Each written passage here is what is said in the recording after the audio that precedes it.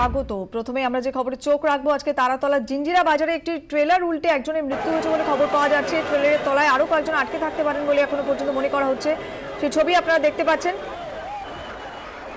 আজকে উল্টে গেছে তারাতলায় ট্রেলার। আমাদের সঙ্গে রয়েছেন আমাদের প্রতিনিধি সন্দীপ প্রামাণিক। সন্দীপ, কিভাবে উল্টে গেল এত বড় ট্রেলারটি? হ্যাঁ দেখো, ঘটনাটা ঘটেছে তারাতলা রোডের ওপর। তারাতলা থেকে গার্ডেন রিচ যাওয়ার সময় একটি ট্রেলার, লোডের ট্রেলার, রাস্তার সাইডে যে কাঁচা মাটি সেখানে চাকা বসেছে, সেটা উল্টে যায় এবং সাইডে থাকা একজন পথচারী সে কিন্তু স্পটেই মারা যায়। তাকে এদেরকে নিয়ে যাওয়া হয়েছে ঘটনাস্থলে। তারাতলা থানার পুলিশ এবং ডিজাস্টার ম্যানেজমেন্ট দেখা হয়েছে।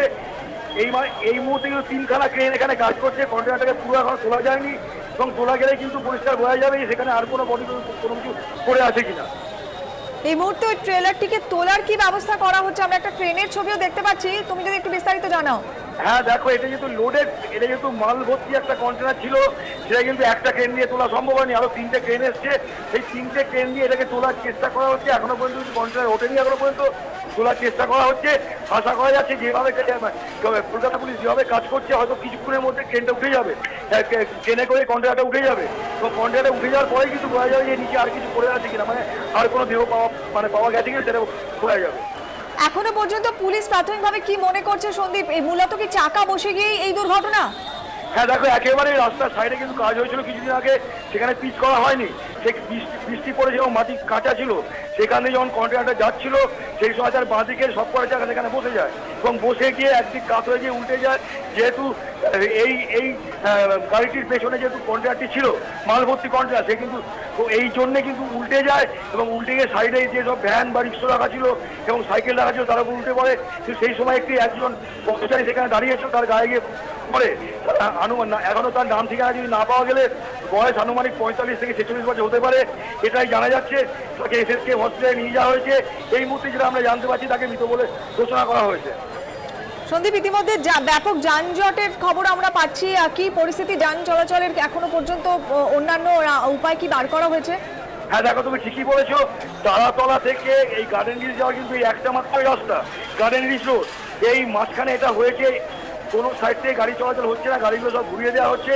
তাই তারাতলা থেকে একদিকে খিদিরপুর দিয়ে গাড়ি যাবে, আর যে গার্ডেন রিচে ওইদিকেও যে খিদিরপুরের যে রাস্তা আছে সেই রাস্তায় গাড়ি যাবে। এই আপাতত কিন্তু যতক্ষণ এই কন্টেনারটা না ওঠে ততক্ষণ কিন্তু এই রাস্তাটা টোটালি বন্ধ থাকবে বলে মনে করা হচ্ছে। সন্দীপ, এই পরিস্থিতির উপর নজর রাখো। আপাতত তোমাকে অনেক ধন্যবাদ। এর পাশাপাশি আজকে দক্ষিণ 24 পরগনার কুলপিত পথ দুর্ঘটনাতে একজনের মৃত্যু হয়েছে বলে খবর পাওয়া যাচ্ছে। আহত হয়েছেন 40 জন। বিস্তারিত জানবো। আমাদের সঙ্গে রয়েছেন আমাদের আরেক প্রতিনিধি নকিব উদ্দিন গাজী। নকিব, একটু কিভাবে এই দুর্ঘটনা ঘটলো সকাল বেলাতে, কি জানা যাচ্ছে এখনো পর্যন্ত? হ্যাঁ, সেটা বলে রাখি যে এই কুলপি 117 নম্বর জাতীয় সড়কের কাছে যেখানে হেলেগাছি বলে জায়গাতে ঘটনাস্থলে একটি বয়স্ক লোক রাস্তা পার হচ্ছিল, সেই সময় কিন্তু উল্টো দিক থেকে কলকাতাগামী একটি সুপার স্পেশালিস্ট বাস গতিবেগে আসছিল এবং তার উল্টো দিক থেকে কাকদ্বীপগামী একটি আলুর বোঝাই লরি আসছিল। আসার পরে দুজন ওই পথচারীকে বাঁচানোর চেষ্টা করলেও দুজনের মুখোমুখি সংঘর্ষ হয়। ঘটনাস্থলেই স্টিয়ারিং এ বসে থাকা আলুর গাড়ির চালক তার মৃত্যু হয়। সঙ্গে সঙ্গে রাস্তা অবরোধ হয়ে যায়, এলাকার মানুষ ছুটে আসে। বাসের প্রায় 50 থেকে 60 জন যাত্রী ছিল, তার মধ্যে 40-42 জনের মতন আহত হয়। গুরুতর আহত হয় 6 জন। তাদেরকে ডায়মন্ড হারবার হসপিটাল থেকে রেফার করা হয় কলকাতায় এবং ইতিমধ্যে এখনো পর্যন্ত ডায়মন্ড হারবারের হসপিটাল এবং কুলপি স্থানীয় হসপিটালে প্রচুর এই বাসের যাত্রী ও গাড়ির আলুর গাড়ির চালক যারা কর্মচারী ছিল তারা সবাই কিন্তু ওই হসপিটালে ভর্তি আছে।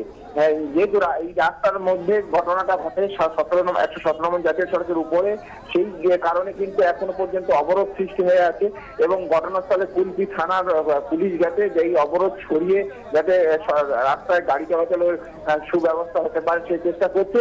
তবে এই একজনের মৃত্যু হয়েছে। এখন গুরুতর যারা জখম হয়েছে তাদেরকে কলকাতায় রেফার করছে। যথেষ্ট তারা গুরুতর জখম হয়েছে, তাদের আশঙ্কা করছে যে তাদেরকে বাঁচানো, একজন হয়তো তার মধ্যে মারা যাওয়ার সম্ভাবনা বলছে ডাক্তারবাবু।